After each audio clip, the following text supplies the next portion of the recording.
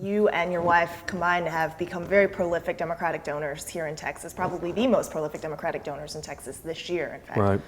Why'd you decide to do this? The decision has to be made if you're going to give it that level to compete in the state, right? So we're talking about a state that's larger, than a lot of countries, and a TV market that's, 22, 23 TV markets. Then you've got to be willing to do it at a large enough amount that it makes a difference. Well, let's talk a little bit about timing, because you said previously, the state wasn't ready. Why now? Why this year, when it's clearly a bad Democratic year, and it's possible your expenditure may not make much of a difference at all? Sure, I've heard that. The time comes, you've got a good candidate, Bill White. Bill and I didn't know each other, so he started running, and so I started talking with Bill. I'm hoping, maybe, people will begin to look at some of the things that Perry's done. I mean, he should not be the Republican right wing's golden boy. You're talking about a 25-year career politician. You're talking about someone who's been governor for 10 years. It'll be 14 years if he's there.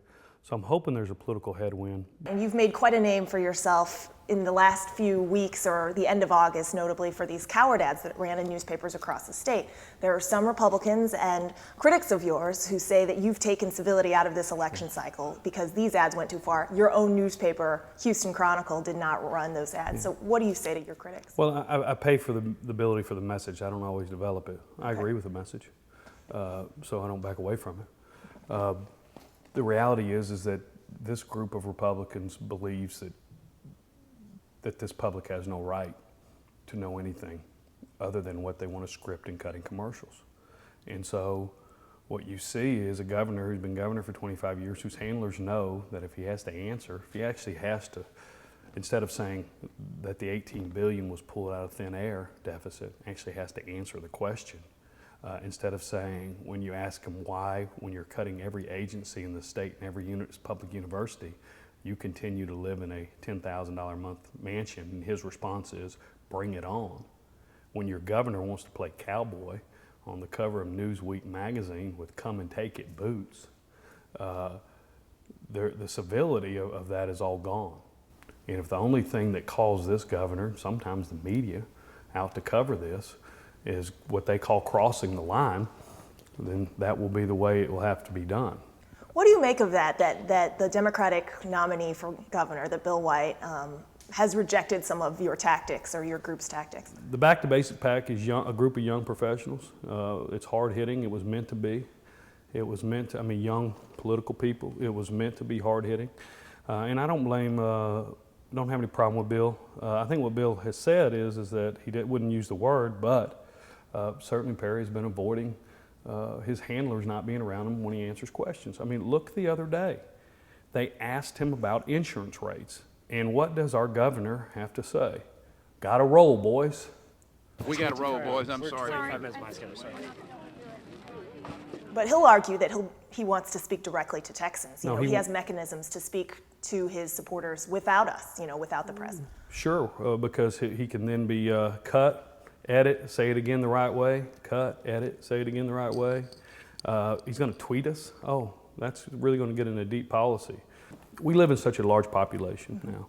The days of stopping at a courthouse square and hitting most of the population just doesn't exist, particularly in a state this size. What we've tried to do is allow the Democrats to message at least a sufficient level. Now, the Democrats won't compete with the big money interest. I can't compete with the insurance companies and the pharmaceutical companies and the plants, nor can the other Democratic donors in the state. And I'm not alone. Believe me, there's a lot of others. Look at his report. We didn't, he was at $9 million. We were a very small part of that. But you've got to be able to do that. I don't believe any of us want, and I think we're reaching the crescendo here where all we're going to have is who can produce the best 30-second commercial.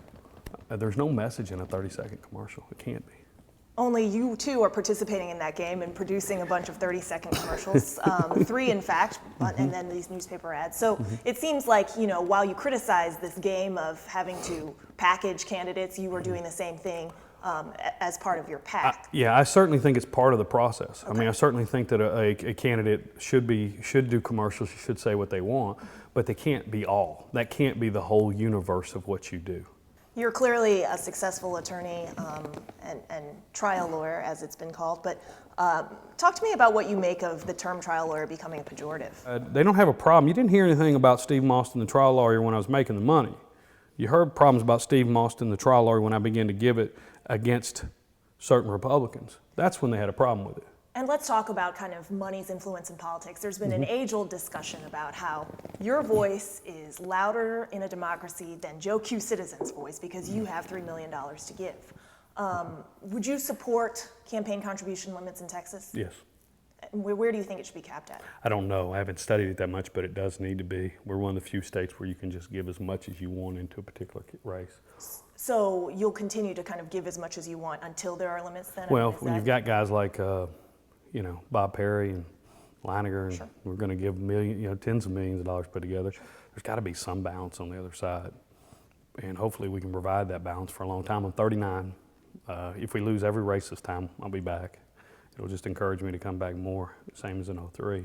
I do agree that money gives you a bigger voice than John Q. Citizen, and it needs to be reined in. And I'm for not only campaign reform, I'm for a lot of other ethics reform. At the end of the day, if the electorate still votes 55-45 Republican, It's likely to. and it's likely, and you're assuming that that's probably Well, it going to may. be the I don't case. think it'd be 55. It'd be a 10-point spread, but it's likely to be Republican. But then that $3 million is still worth it? Still worth it. You got to start somewhere. Okay. There's no doubt this state will change. The demographics of the state is changing too fast. The ethnicity of this state is changing too fast. People are moving from rural to urban and suburban areas. When you look at redistricting, we're going to have a huge issue out in West Texas trying to figure out how to draw the lines. It's changing. It's coming. It will happen. There's a lot of people who are going to cringe at it. You've got to build the infrastructure. We haven't just spent $3 million running ads. I mean, we have brought in some talent that'll be here to stay. I do want this message to go out. I'm not going anywhere. We're not going anywhere. On the day after the election, if we wake up and are lost, I will be more resolved to do more next time than losing. Okay? At some point, where do you make a decision? Wow, I could go buy myself a 140-foot yacht and cruise the Mediterranean, right? It's a beautiful sea. Sure, you can do that. You can buy a Challenger jet that'll take you there, if that's what you choose to do. And believe me, I have luxuries. But at some point, you say, where can you make the difference? And so what you try to do and make a decision is that you're going to give money for the cause.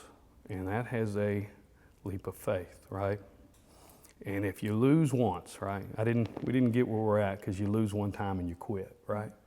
If you lose and you quit, then shame on you because it never meant anything to you. Okay. All right. Steve Mostyn, thank you very you. much.